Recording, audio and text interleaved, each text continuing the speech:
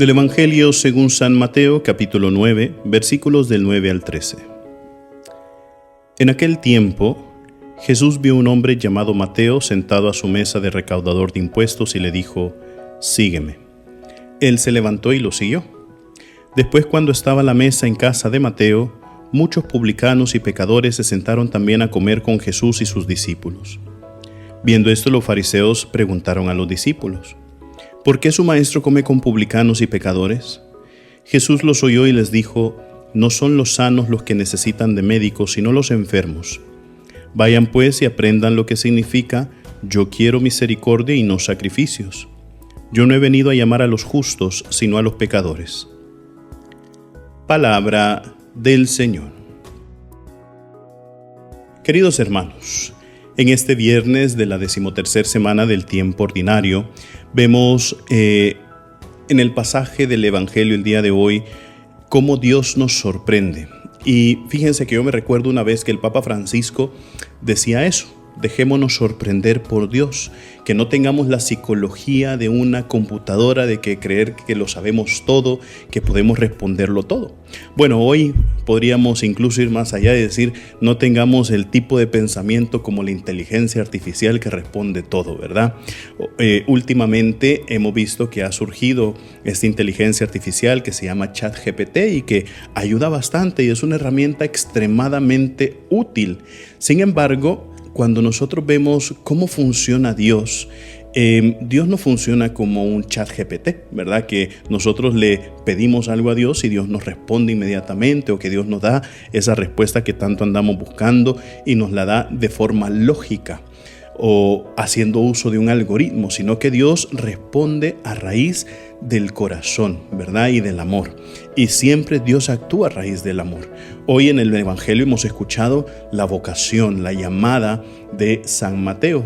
A mí siempre me encanta recordar este pintor famosísimo que se llama Caravaggio. Para mí es uno de los mejores artistas del Renacimiento, debido a que él jugaba con las luces y las sombras. Creo que hace un par de días o hace un par de semanas hablábamos sobre Santo Tomás Apóstol y cómo veíamos la pintura de Caravaggio en ese momento de la confesión de Santo Tomás, ¿verdad? Y entonces hay una pintura de Caravaggio que es la vocación de San Mateo, y cómo Jesucristo pues está apuntándole con el dedo a San Mateo, y San Mateo está completamente sorprendido.